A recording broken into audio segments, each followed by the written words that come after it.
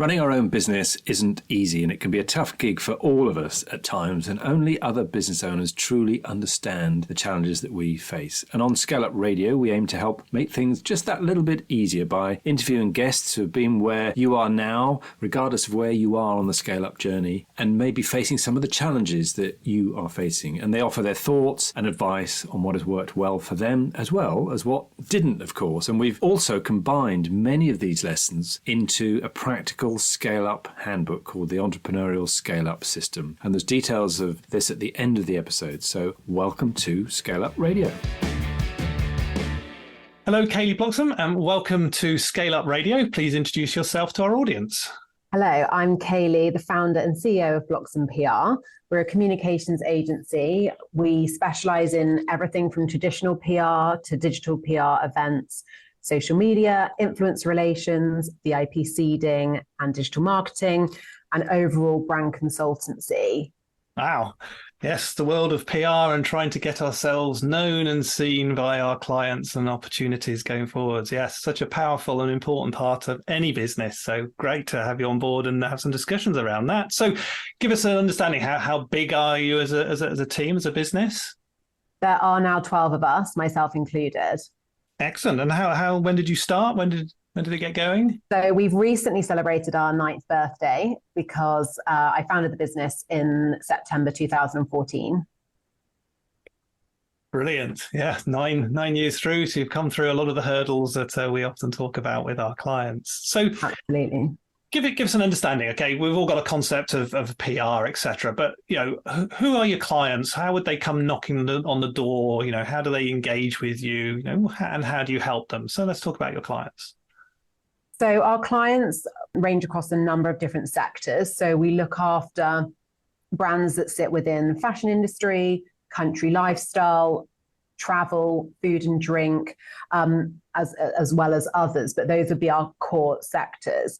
And the range of brands are linked with one common thread, and often that is the audience that they're trying to reach. So where our agency specializes in terms of the brands that we look after are those kind of, aspirational brands, many household names within the audience that they're trying to reach, really category defining, particularly within the country sector. And those brands really come to us. We've been incredibly lucky that all of our brands that we now work with have been through word of mouth, through recommendations. So, and more recently, the profile that we've been able to build as an agency and through social media. But, very much so, for the first few years was very much through sort of recommendations, and growing our profile and presence within that industry.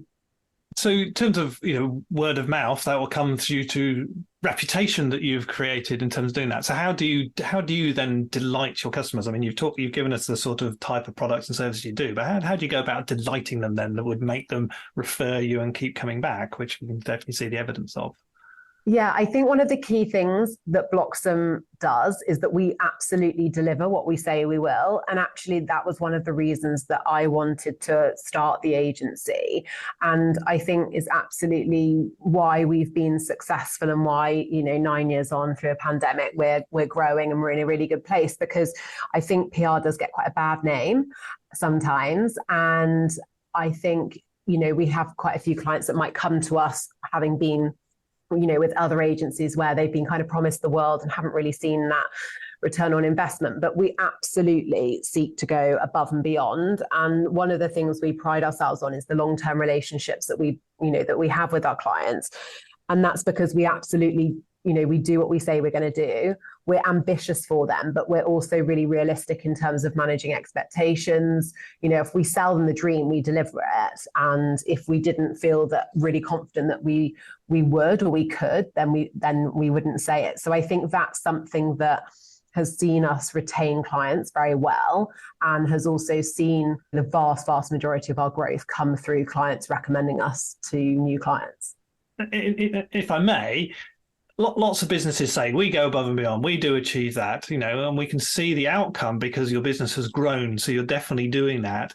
What do you mean by that in the PR world? What do you mean by going above and beyond and achieving their aspirations?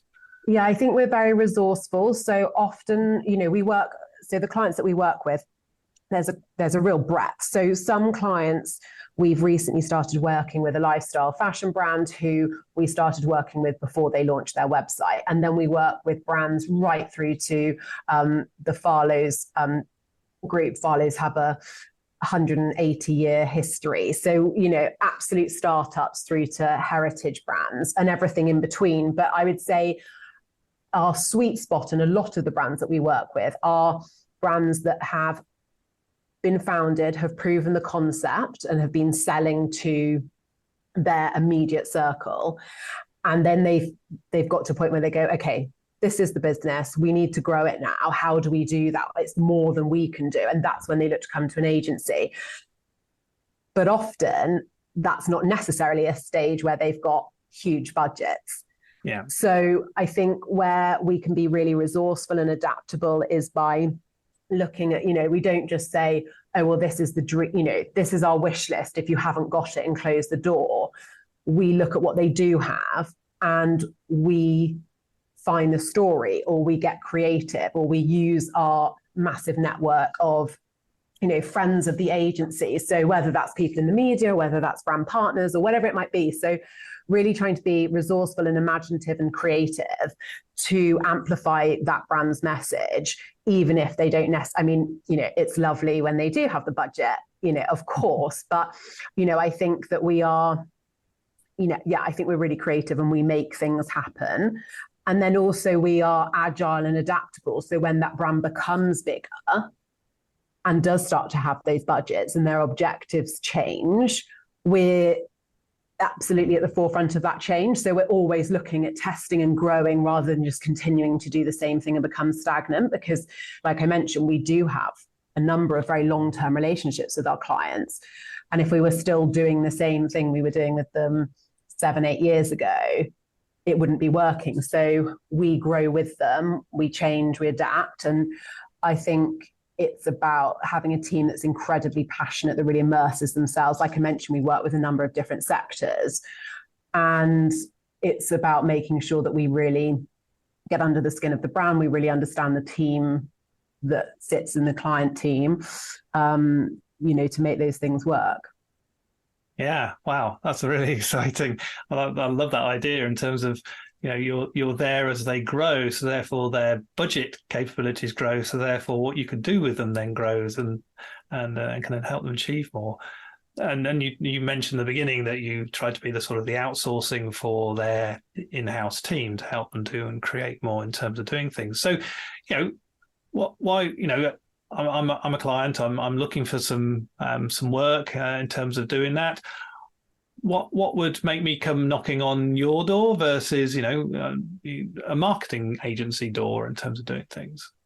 Yeah, I think it's about our partnerships and our network and how we can utilize that to really cut through the noise. I think that we are fed an awful lot of information, and that's only getting, busier and louder. And to make, create brand fame and to really, land those messages to the right audience, we need to be creative. So I think there's so much around creating authentic messaging. And I think that what we do through the editorial that we achieve, or whether that's social media content that we work with creators for, or whether that's experiential events, but it's really getting to exactly the audience that brand wants to communicate with, and looking at different ways in which we can communicate with them. But rather than, and of course, part of that 360 strategy, is advertising and paid collaborations, and that's part of, I guess, having a multi-channel approach. But certainly that's complemented with, incredibly considered and thoughtful collaborations. So yeah, whether that's, organic or paid, but it's really trying to understand the client message, the audience, and connecting those two things and looking at what is the most relevant channel to do that, whether it's digital PR, whether that's an event, whether that's, VIP seeding, but looking at that kind of creative 360 strategy, but keeping that kind of overall and overarching brand strategy and consultancy piece.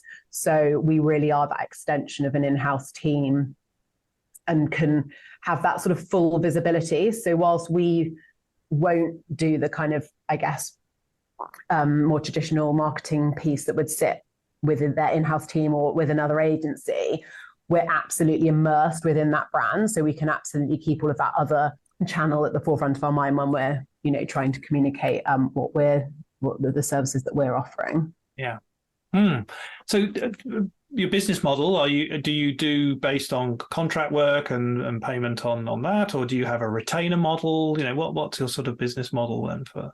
So the majority of our clients do work with us on an ongoing retainer basis, and that has historically been the way in which we work. As we've built the structure in terms of team structure, we are able now to facilitate more project-based work. So, whether that's a standalone event or whether that's a launch project that perhaps lasts 6 months.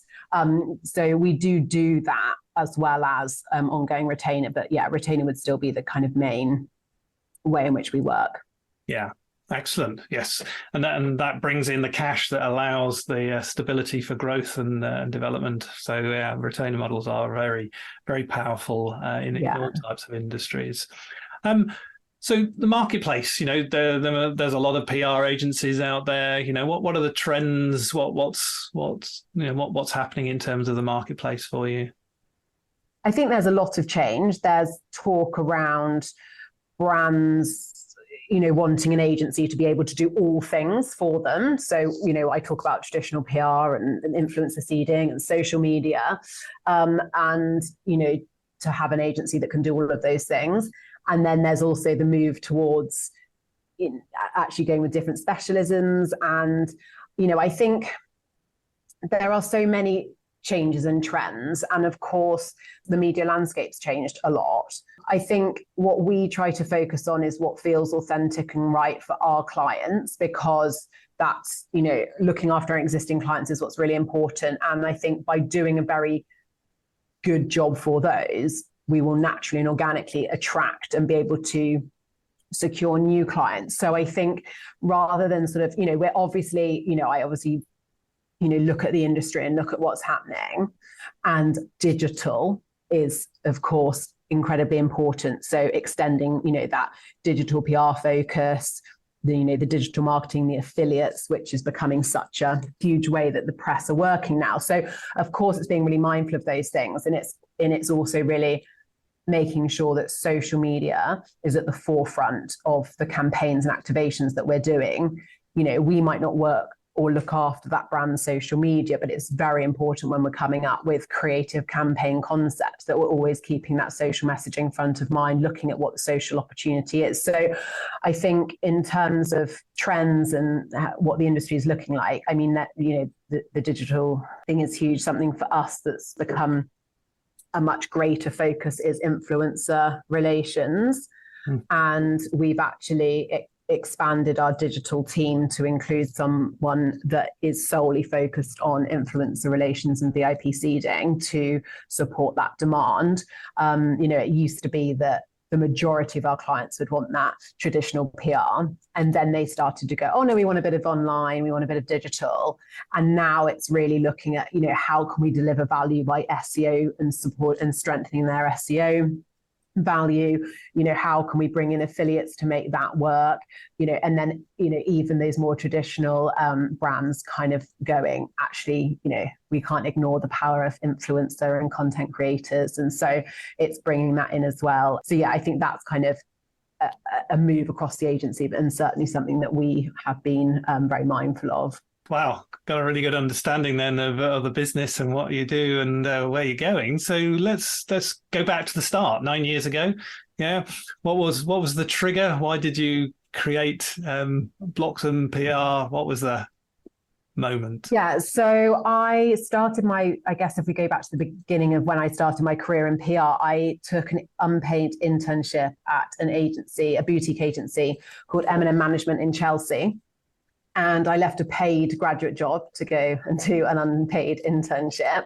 And it was a 3-month program. And I kind of gave myself really a month to try and make a good impression and make it a permanent job, because I was commuting from Oxford, staying with a friend into London. And, it was not the most ideal of situations, but I absolutely fell in love with it. I loved everything about the job, and I guess I did make a reasonably good impression, because very quickly I was appointed on a permanent role as a junior account executive at that time, but also as a PA to the director. And so for the few years that followed, I obviously cut my teeth in the world of PR, and we worked with some fantastic brands and got some great exposure to that world. But by being PA to the director, Martine Montgomery, really allowed me to see that business side and to see how she worked. And I worked incredibly closely with her. When I left, I sort of did my handover, and she was like, "Oh my God, you know more about my life than I do."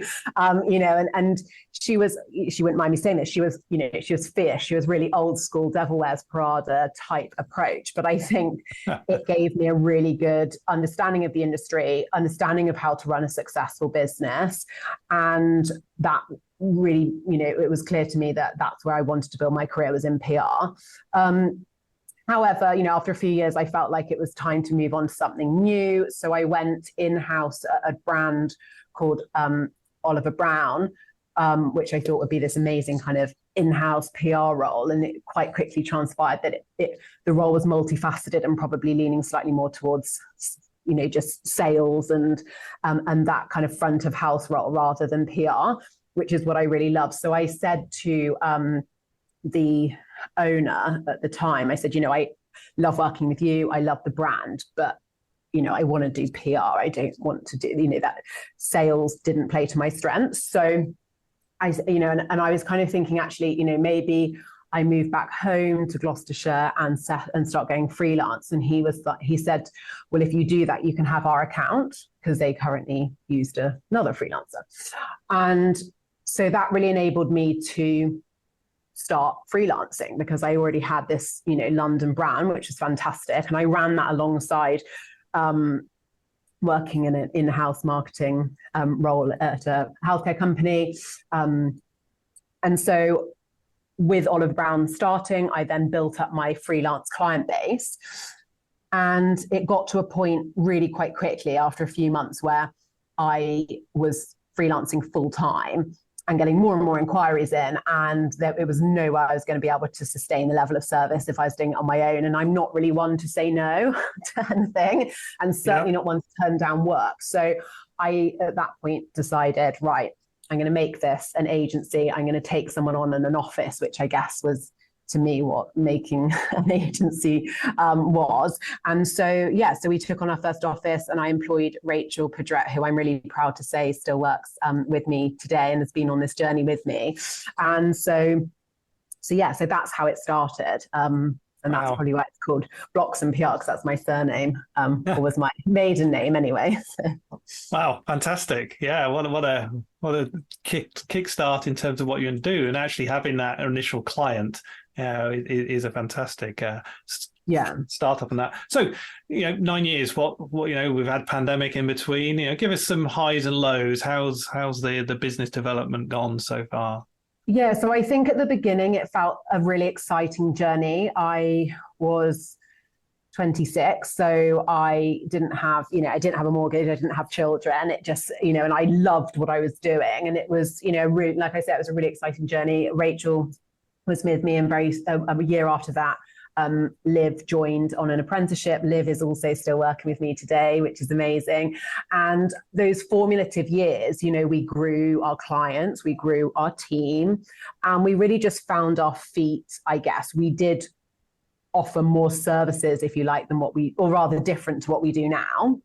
And so it was really a case of just sort of finding our feet and growing and having fun in doing it. And then after a few years, we decided we needed to move into more formal office space. So took on a new office, and I started at that time working with a business coach who basically looked at what we were doing and tried to productize it, because I think as a service-based business, you're selling your time. Yeah. And sometimes it's difficult to make that tangible. And so what we did is really kind of look at, right, what services are we offering? Let's productize this. Let's look at our fees and what we're charging and so just really professionalizing it. So I guess that happened after the first few years. And then on those foundations, we really kind of knew our identity, knew what we wanted to focus on, and did it really successfully and continued to grow the team and the clients to a point where, pre-pandemic, we had some, fantastic flagship clients. We'd retained those that we had worked with since the start. It, felt really buoyant. We were running the press office for some really exciting events. And then the pandemic hit. And it was really difficult. Brands that we'd worked with for years were just, it was no different to lots of other companies. And my goodness, we survived very well. But, it was a really difficult time. It was navigating something that we'd obviously never been through before. My team were amazing. And for the most part, so were my clients. And we all took the decision that we would, carry on as best we could. And so, we maintained all of our relationships. We had to think outside the box because we weren't doing physical events. We were doing virtual ones, but, we weathered the storm really, really well. Of course, there were some casualties, but we came out the other side and then, in a really strong position. And then we had a year that was really challenging because, I think so. 2021, we kind of finished up in a good place. And then last year, start of the year, everyone wanted to do all of these big campaigns again, all of these events again.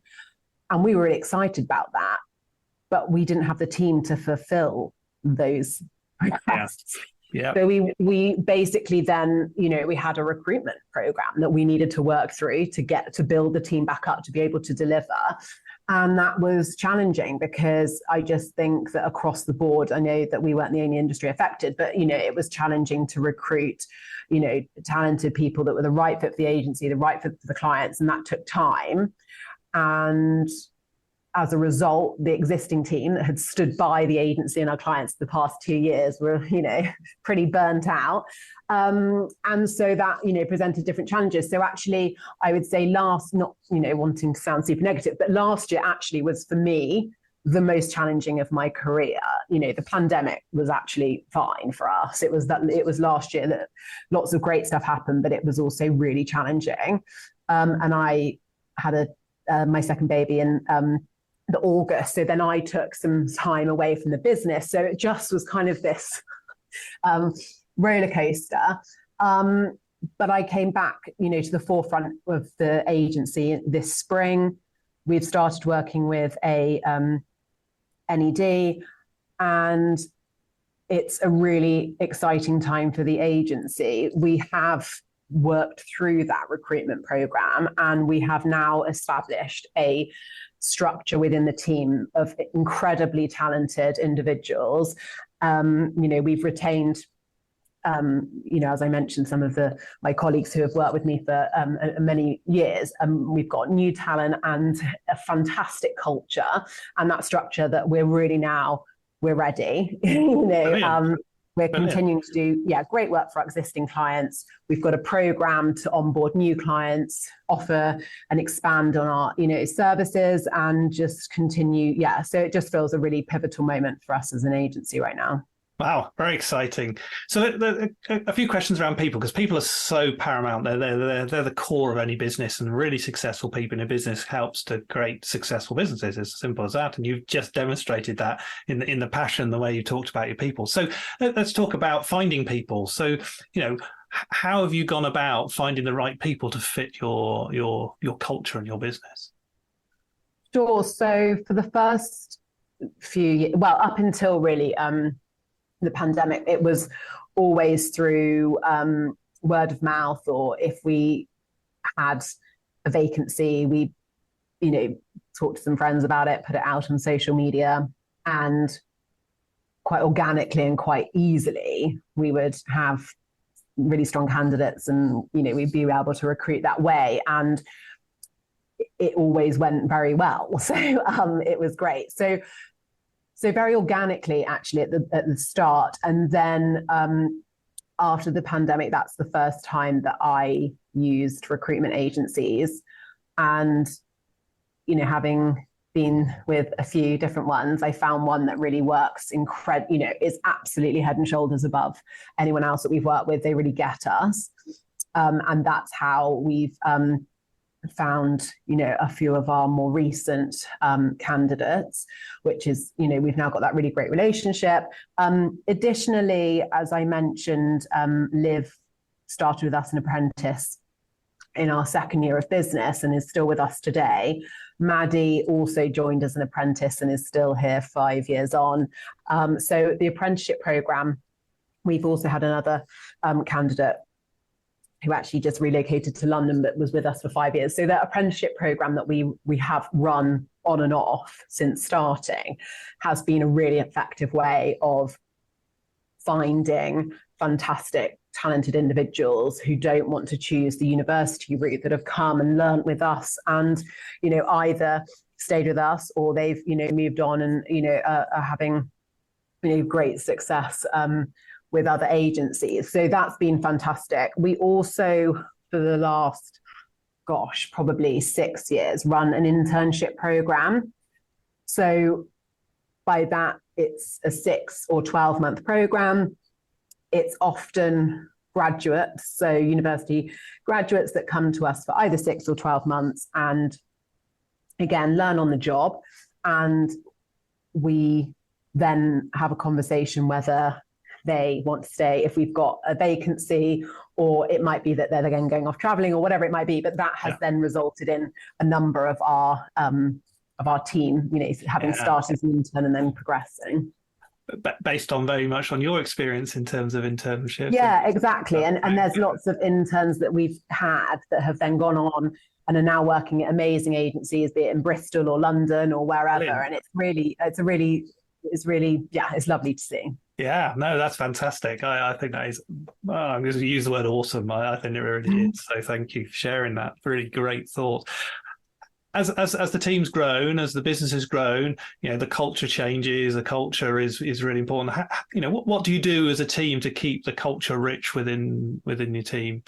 And especially you went off for a period of time when your second child was born. So how do you ensure that great culture has remained?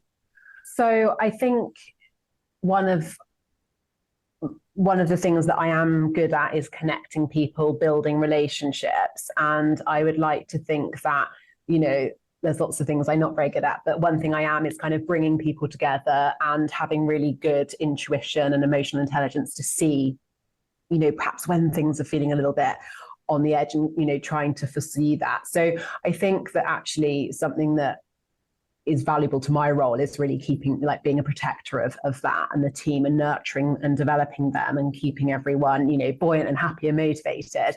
But you're right, I did have some time away from the business to have my 2 children. And so Rachel, who has been with me since we started the agency, she's obviously works on the PR side, but she's also head of culture at the agency. And so, she absolutely lives and breathes the agency. She completely can, second guess me. And so it's important that, if I'm not here or, I'm, off task, to have someone that's really accessible, that's able to go to. And Rachel kind of heads up, our social program and anything that's kind of people related. So it's not in an HR way, in a traditional sort of, recruitment, that sort of thing. It's really, really focused on that culture that Rachel, focuses on. I love that term, head of culture. Fantastic. Yeah, because that's the important thing. That's the glue in a business. That's the thing that really works in terms of doing stuff. So as you've gone along and the team's grown, how do you focus on the important things to do next in the business? Not the day-to-day activity of delighting clients. This is about the business and its growth and what you need to do. How have you gone about doing that? So that has been where the non-exec director has been really integral at the start of this year. As I said, I had, the business has changed and evolved. I'm excited to have got to 9 years, but equally it's still very young. So, naturally it's changed a lot along the way. And at the beginning of this year, it really did feel like we had the structure, and it was really looking at what is that next step. And I was working, actually talking to a life coach that I, was working with, and kind of saying what I wanted help with. And she said, well, have you ever thought of having a mentor? And I was like, well, yes, I've always thought I'd like to have a mentor, but how do you go about getting one?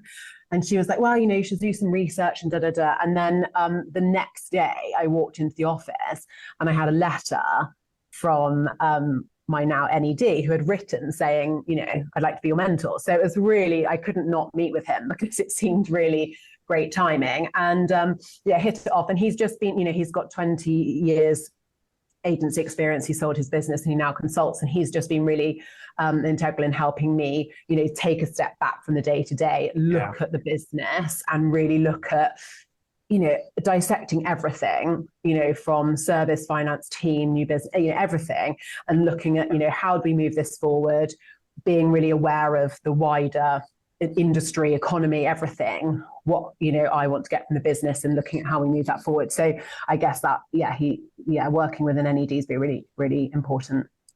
Yeah, absolutely. I mean, we call it the scale up pillars in terms of the key steps in the journey of a business in terms of growth. When you get the stability, then you have to jump off the pillar and climb up to the next pillar. And we call those the valleys of death in terms of doing stuff. And you're at that transition of 12 employees. The next one is then based on team sizes. Yeah, is the sort of 20 size, 25 size in terms of doing that. And at this point, you're at that transition where you have to now move away from doing to leading, and really thinking about the structure and the capability of the business and the organization of it.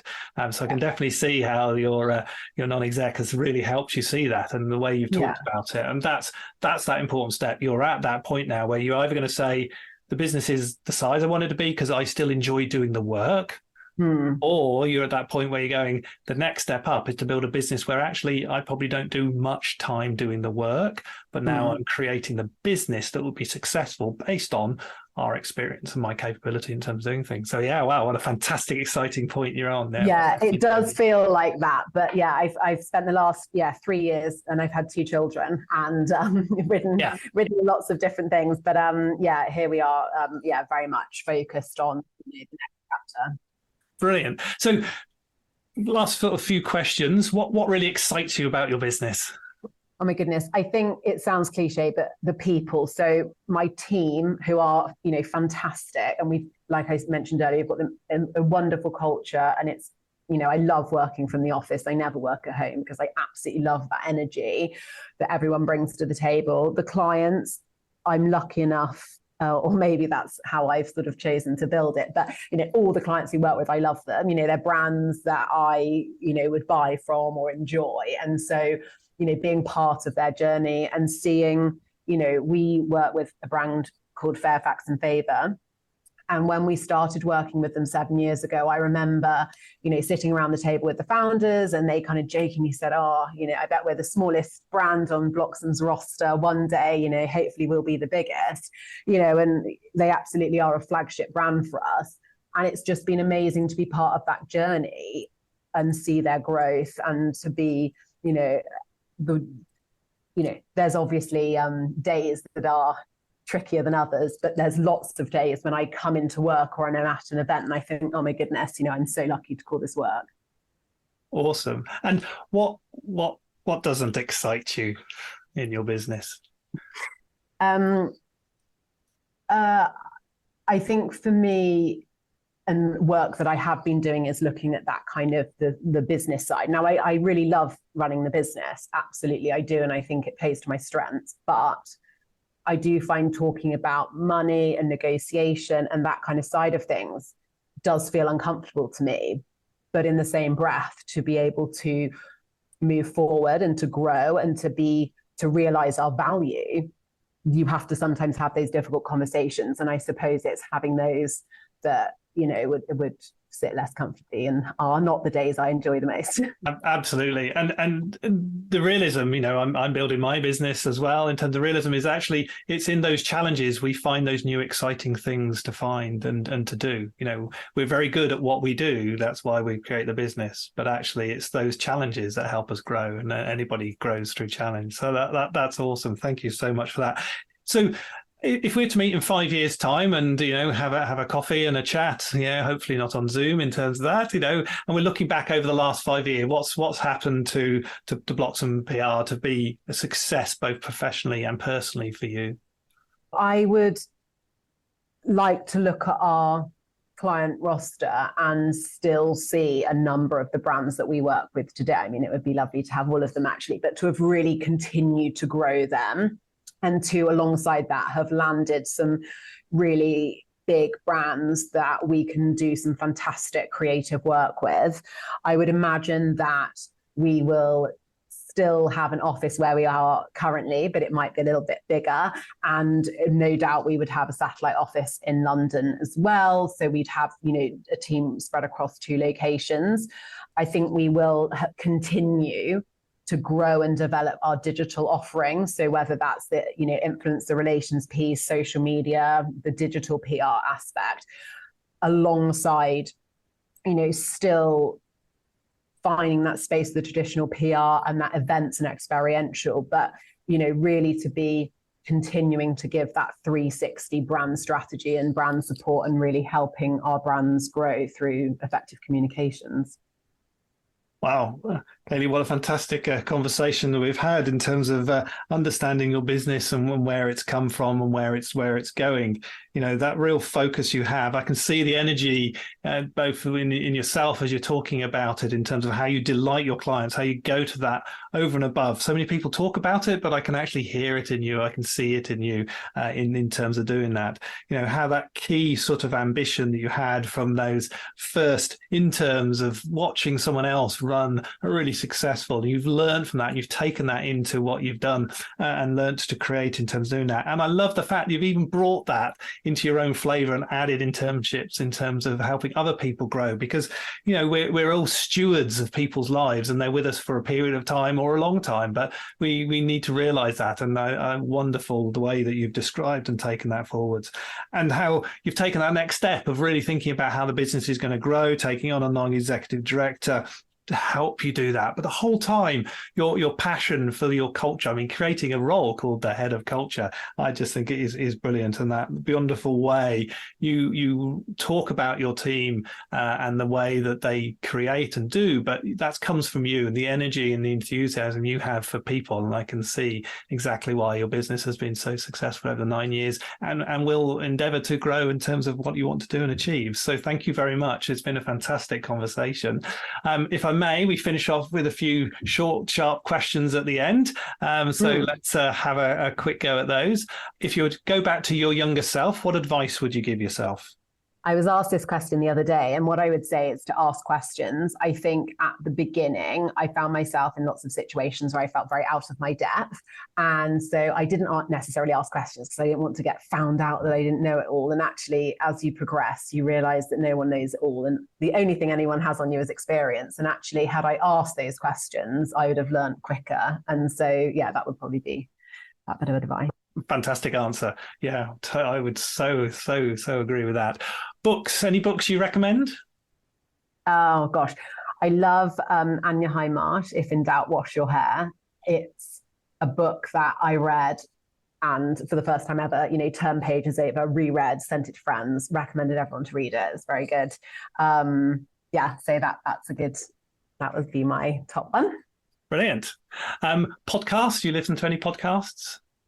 Yes, I listen to loads. I've been listening to yours a lot recently, but also PR Moments podcast for a bit of an industry insight.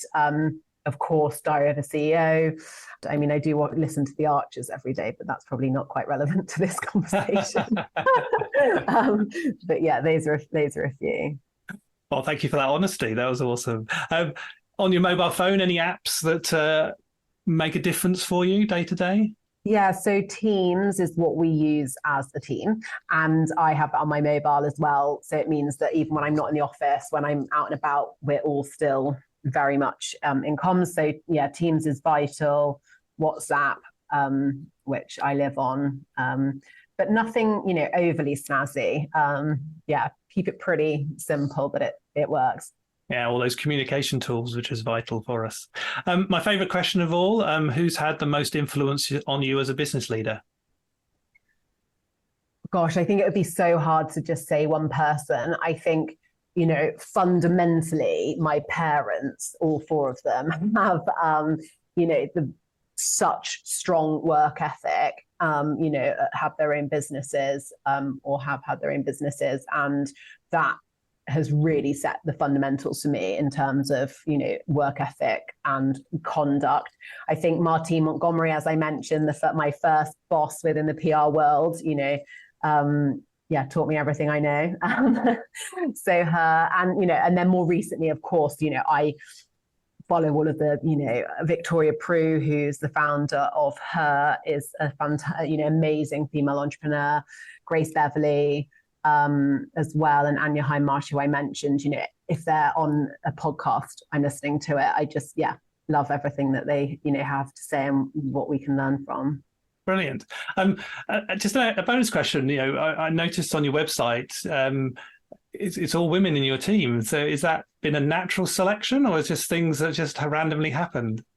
Yeah, we have had. So Sam did an apprenticeship with us, okay, very successful one. And we've also had an editor, actually, of a magazine that we work a lot with. His son has come and done an internship here, but we just don't really get very many men apply. So interesting. It's so it's not through lack of trying. Yeah.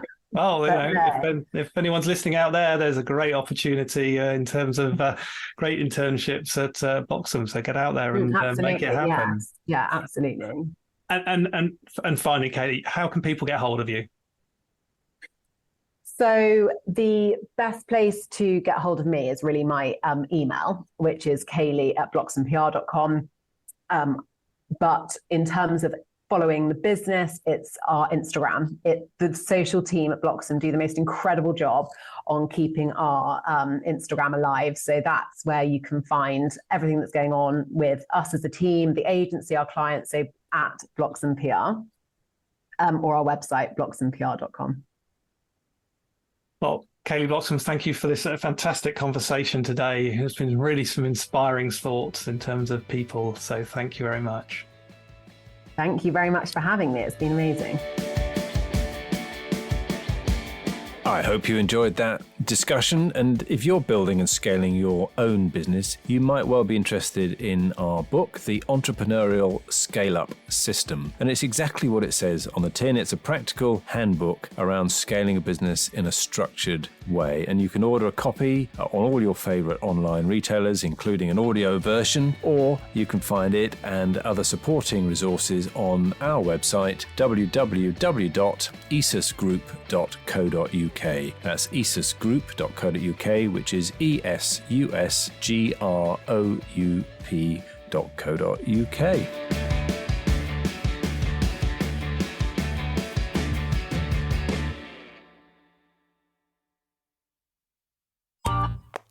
This has been a Monkey Pants Productions podcast.